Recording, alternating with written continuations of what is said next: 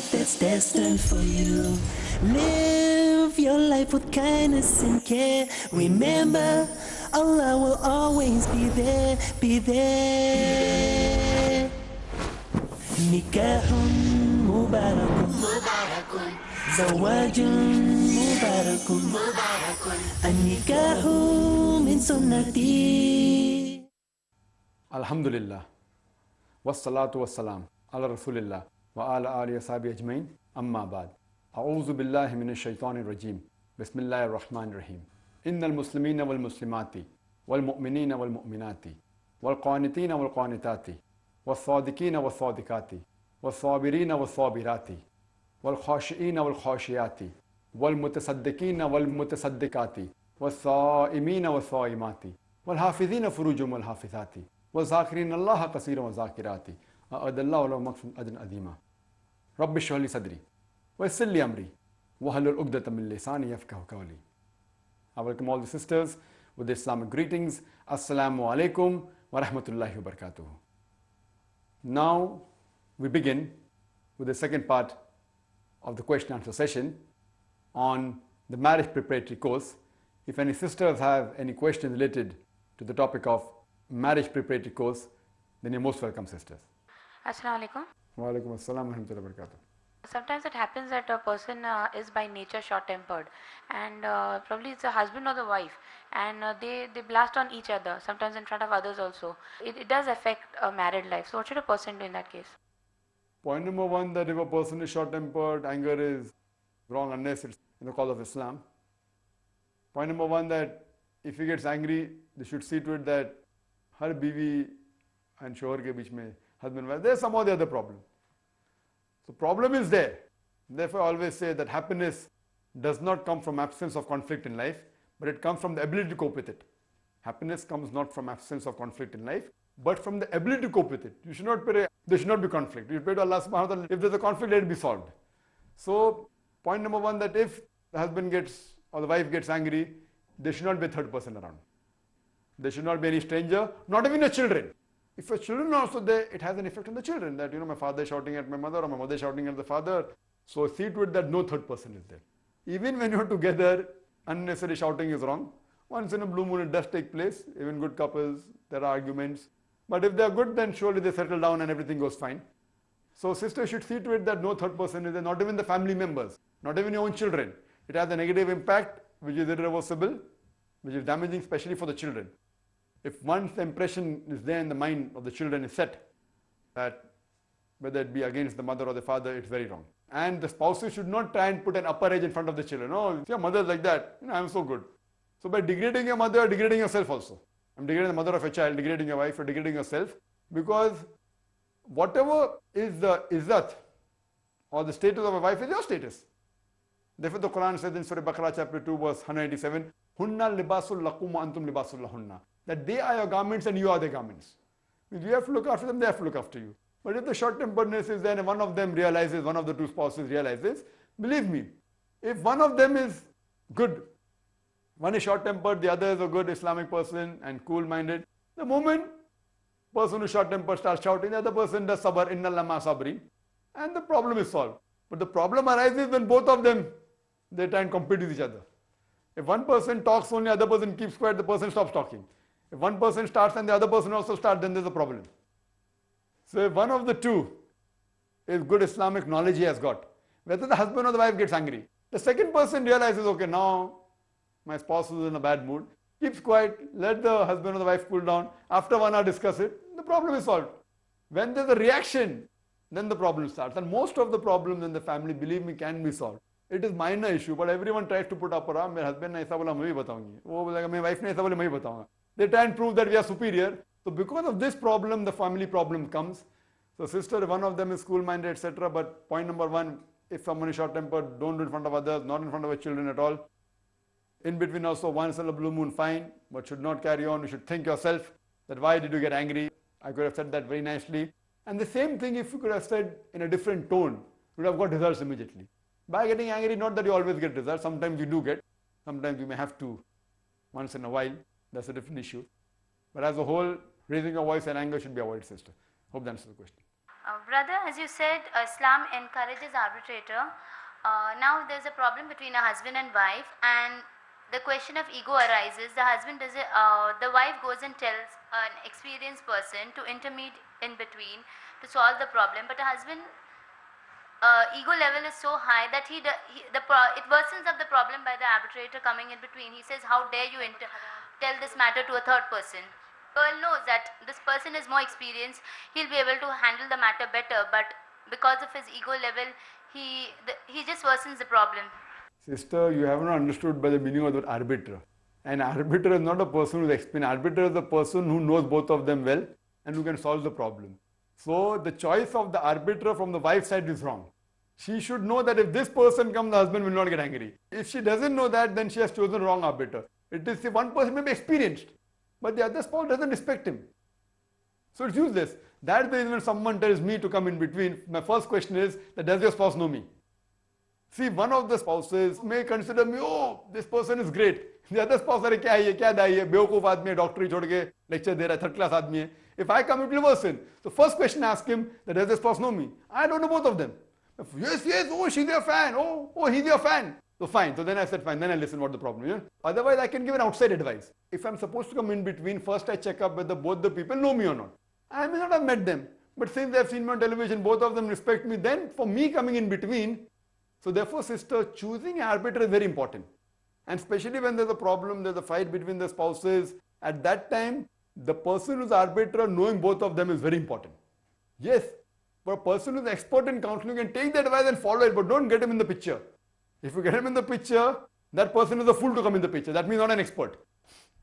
That person who you're considering as expert, if he comes and doesn't know your husband and comes and arbitrate, that means he's a fool. According to me, not an expert. So your judgment that he's an expert is wrong. An expert will never come in between because he knows that in these delicate issues between husband and wife, if he shows his face in between, it will create more of a problem. He may give you outside advice, what to do, what not to do, etc. But coming in the picture, the arbiter knowing both the people is very important. Sisters, hope that answers the question. Hope you're satisfied with the answer, sister. Yes, brother. For example, in Kashmir, maximum families and guys are not Islamic because of ignorance and because of lack of dawa also, like minimum dawa. So if we all marry religious groups, like religious guys, so how will other families change and how will Islam enter into their lives? That's a very good question, sister. That everyone, the religious person marry religious, and those who are unreligious, so no one marries. How will the ummah change? So more bother about getting Jannah for others than your Jannah. Sister, is your Jannah secured? Believe me, my Jannah is also not secured. I keep on traveling thousands of miles, traveling America, UK, Singapore. If my Jannah was secured, why should I take all the pain and sleep only 3 hours a day? I stay awake till 2 o'clock, I stay in the air. If my Jannah is secured, why should I do all this thing? Sister, first, as far as the akhirah is concerned, you should be selfish, sister. Are you sure that you will go to Jannah? And what guarantee do you have that if you marry an un-Islamic person, you will be able to change him? So better you secure Jannah and your children. By your children, you create a revolution, sister. So if you're marrying, therefore you choose the right partner. And when you choose a life partner, that's the time you think about your children. So if you want to change the ummah, sister, it is better that you marry a like-minded person so that the children you have, whether 2, 3, 4, 5, therefore it's one of the hadith is there that you marry a woman who can produce more children, so it will change the philosophy of the whole world.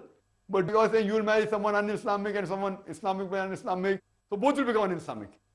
See, the chances that if 2 Islamic and 2 un-Islamic people are there, and if they marry unlike, the chances may be net result may be 0, all may become good, all may become bad, half may become good. So better at least if 2 Islamic people get married, at least the children that come out will inshallah be Islamic. So I wouldn't like to take a risk. First before when I was a very good debater, alhamdulillah time, but my school day has to think, hey, any wife, usko to kya 4 din mein sudhar lenge, kya fayda? I mean, alhamdulillah. So that was my style of thinking first. Koi bhi wife hona, any wife. But then, alhamdulillah, before marriage I got matured, alhamdulillah. I said, no, that's the wrong thinking. I have to find for a right spouse. And believe me, for 2 years I searched, I only interviewed one and that one I married, mashallah. So, my sister was helping me out, that she did not pass anyone in the prelims only. So the first one, I had only one chance of interviewing. So I'm not experienced in interviewing, sister, many people. But I did only one interview. And alhamdulillah, but my prayer was there to Allah subhanahu wa ta'ala, that give me a spouse which is best for me. I never prayed that give me a dai or give me that. That, fine, I was looking for a dai. I was looking for Dai and I wanted a person who would help me in my activities and etc. What is that? But my prayer to Allah subhanahu wa ta'ala was, give me a spouse that will be my muhsana and give me a spouse that will be best for me in Akhirah and this world. And alhamdulillah, I got the best life partner that I could find in the full world, alhamdulillah. So sister, this is important that you should not say, okay, I'm good so I can take anyone and I can improve, etc. You never know. You never know, sister. Therefore, the Prophet has said, the virtuous woman should marry the unvirtuous men. And the virtuous men should marry unvirtuous women. In fact, the Quran says the virtuous men are for virtuous women and unvirtuous men are for unvirtuous women. That's the verse of the Quran. So sister, you're thinking of that way is wrong. You should marry a virtuous man, sister. Hope that answers the question.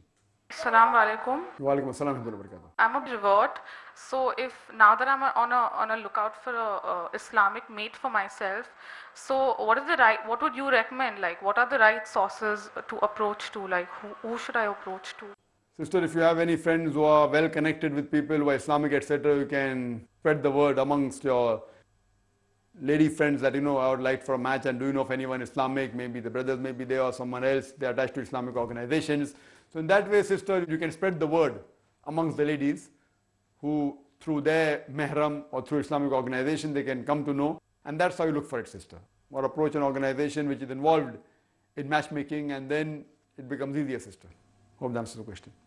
نكاح مبارك زواج مبارك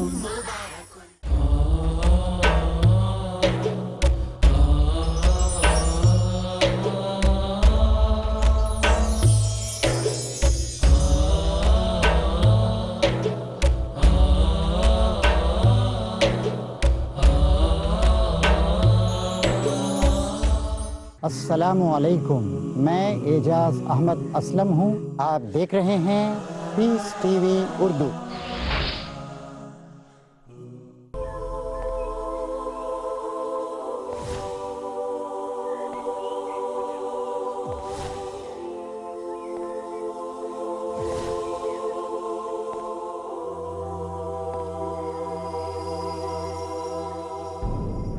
ज़लज़ले हैं, बिजलियाँ हैं, कहत हैं आलाम हैं, कैसे कैसे दुख तराने मातरे अय्याम हैं।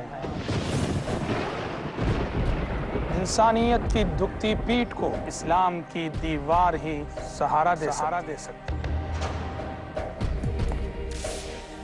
जिंदगी के सफ़र में अगर आप उलझनों के शिकार हैं तो देखिए हमारा प्रोग्राम उलझने सिर्फ पीस टीवी पर।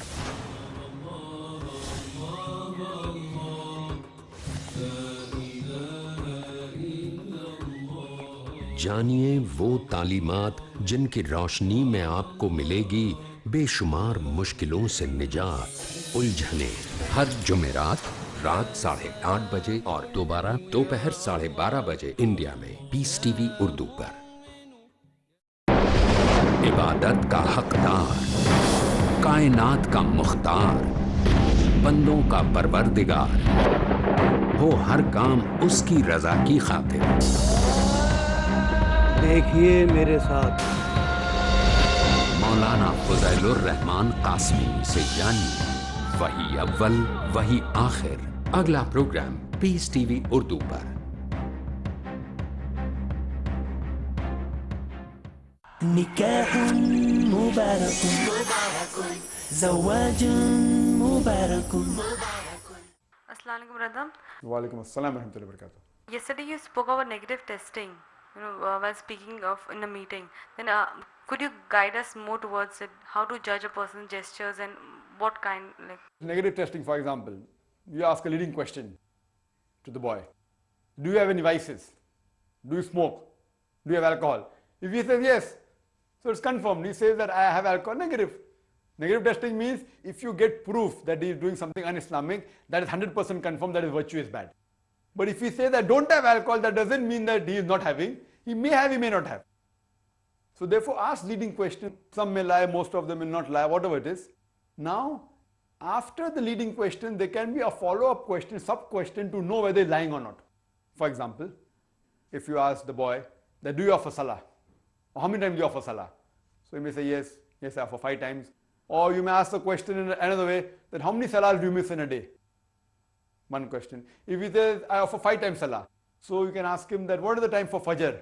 Today, what is the time for Fajr? Now, a person who doesn't offer Salah and says they offer 5 times Salah, ask him the time of Fajr, because the Fajr time keeps on changing. Ask him the time of Maghrib. If you ask him the time of Fajr and Maghrib, and if he gives approximately the correct time, you can say, okay, fine, the chances he's telling the truth is a bit more. Not that he has said the truth. But if he falters there, and he says, Fajr, I get up in the morning now I get up in the morning at 6 and offer Salah. So you know that now the time for sunrise is about 6:10, 6:08, 6:10. So if he says 6:30, that means he's lying. Or if he says I get up at 4 o'clock in the morning, he's lying. If he says, I don't know the exact time of sunrise, but I get up before 5:45 and offer my Salah between 5:30 and 5:45, no problem. So in this way, by asking leading questions, sisters, and then asking sub-questions, you can even identify whether the person is lying or not. Do you smoke? Do you have alcohol? Do you offer Salah? Do you give zakat? What is the percentage of zakat? Leading questions you can ask. And we do that when we take interviews of the parents of the children that get admitted to our school, Islamic International School. And we even ask simple questions, and we ask a question that, who is the first prophet of Islam? And believe me, many times ladies, they don't know who's the first prophet. Many times they reply that Muhammad Sallallahu Alaihi Wasallam. So if you ask such a question, that who's the first prophet, and the person doesn't know that Adam Alayhi Salam is the first prophet, and he claims to be a very Islamic person, so he come to know. Many a time people feel offended, and there was a person who had done a dawah training course, and he was looking for a good wife, and then we did introduce to the parents of both the girl and the boy. After that he comes and tells me, you know Zakir bhai, that girl asked me, do I smoke? I said, why? Asking me after you gave recommendation. I said, yes. I said, how come she asked that? I said, we trained them to ask that question. Even if someone has to get married to my brother, who's my brother, even if it's the recommendation of Dr. Zakir Naik, you have to ask leading question. You are shocked. They have to be trained to ask leading question, and a person who feels bad, how could she ask me? And a good person, a good guy will say, wow, what a good girl. I mean, she's an Islamic girl. She wants to know whether I smoke or not. And when I said no, I got extra point. So that means a good person who has Islamic knowledge will be happy that a girl is asking him whether do I smoke or not, do I drink or not, do I date or not, do I have girlfriends or not. You know, so these questions actually are leading questions. Many times, how can I ask such a thing? It's so insulting.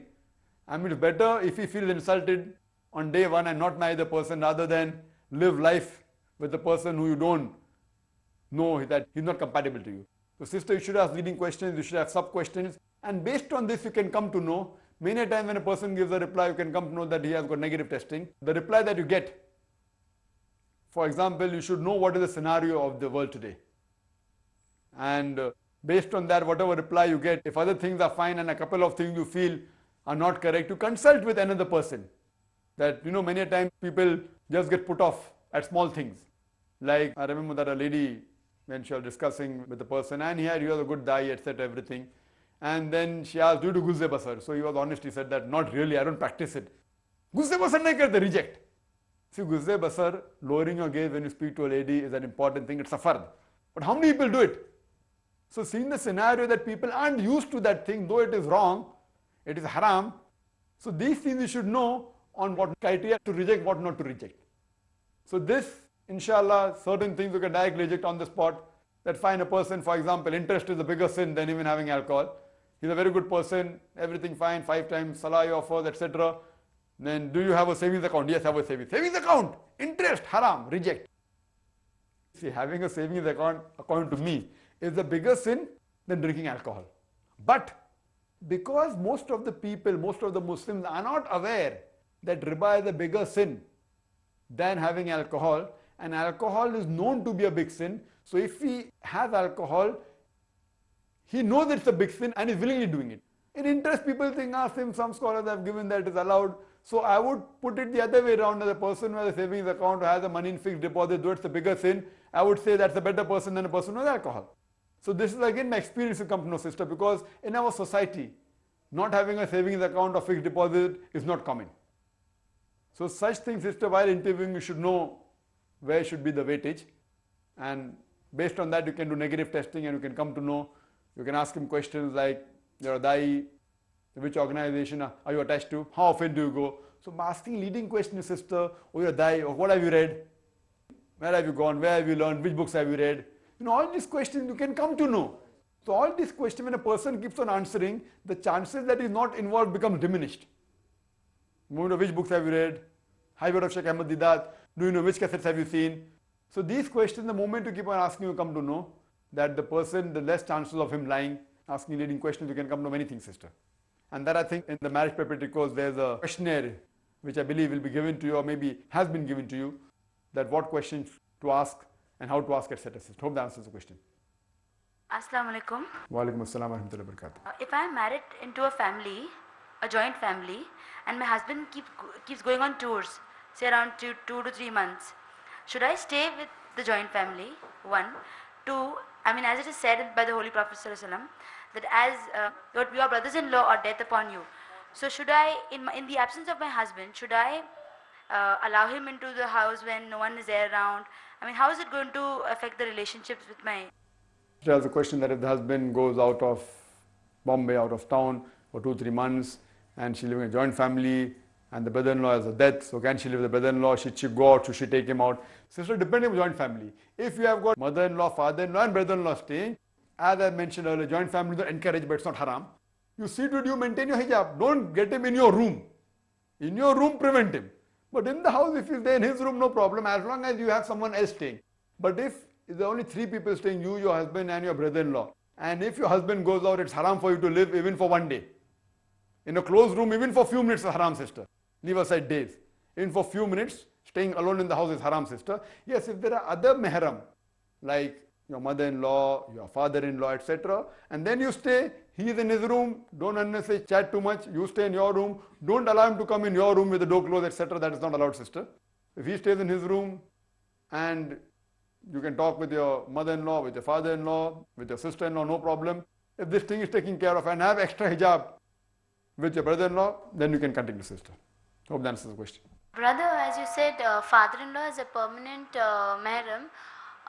Suppose if the lady's husband is no more and she's staying with her in-laws, can she perform a hajj with her father-in-law? Yes, she can, sister. She can very well perform the hajj with the father-in-law, because father-in-law is the mahram, there is no problem.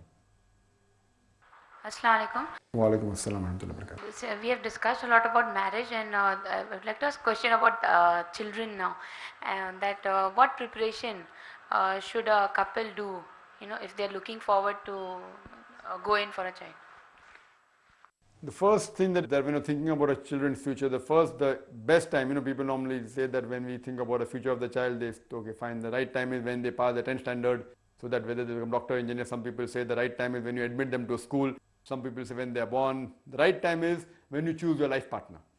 When you select your life partner is the time you're preparing for your children's future. If you select a right life partner, then only will you be able to educate your child in a better way. So when you select your life partner, your already preparation for children has started, sister. That if you choose an Islamic life partner who has the same thinking, the chance of your children being more Islamic is more high. That doesn't mean they will become. We have examples in the Quran that the children of the prophets have gone astray. The son of Noah has gone astray. We have examples of fathers who are mushrik and their children have become prophets. We have the example in the Quran of Prophet Ibrahim, peace be upon him, whose father was a mushrik. We have examples in the Quran where prophets' wives have betrayed them. They weren't Islamic. Wife of Lut alayhi salam wasn't Islamic. We have examples of people who were worst against Allah subhanahu wa ta'ala and their wives were the best. For example, wife of Pharaoh, Hazrat Asa, may Allah be pleased with her. She was the best example. So as far as preparation of a children is concerned, sister, but natural. First is while selecting a life partner, that's the time. Then the moment when they're born, you should think of a good Islamic school. So the atmosphere that they have, the Islamic atmosphere, at home, there's no cable TV, all these things. No cable TV, no distraction, no un-Islamic activities, give an Islamic atmosphere. Then the moment they're born, the home environment should be Islamic. And when you're pregnant, that's the time. You read more of the Quran, talk more about Islam, don't see movies. Because what you do, when the child is born, whatever you do, what you hear, what you see has an effect on the behavior of your child. There's a research done that the lady who saw Wild movie was pregnant, had an effect on the behavior of the child. मैंने अरे वो पैदा तो होने दो पहला, अभी तक दुनिया में किधर आया? तो दुनिया में आ चुका है in the womb of the mother. So that's the time, initially when you select a life partner, that's the time. It continues, then the moment the conversation takes place, how you behave, etc., what's the nature, you read the Quran, etc., it has an effect on the child. When the child is born, the atmosphere in the family, how's the atmosphere, Islamic or not? Avoid music, unnecessary music, un-Islamic activity. If it's a joint family, if you cannot prevent, then see to it that your room doesn't have a cable TV. You prevent your child, all these things. Then when he grows up after a couple of years, age of 3, 4, then you look for an Islamic school which gives the right teaching, everything. It keeps on going, sister. School, then after school, 11th and 12th, after that, whatever it is, sister. So the full thing should be planned, sister, not that let's wait till the time arrives. You start from day one. And this can be discussed even at marriage. That fine, cable TV is wrong, so do you like seeing cable TV? Can you avoid it? Many times it will be too early. Some person doesn't know Islam that well. Very cable TV ka abhi se puch rahi hai. So you should know that sometimes which question should be asked. But all this is important for the upbringing of a children, sister. Hope that answers the question. So, Akthar da'wana alhamdulillah rabbil alamin.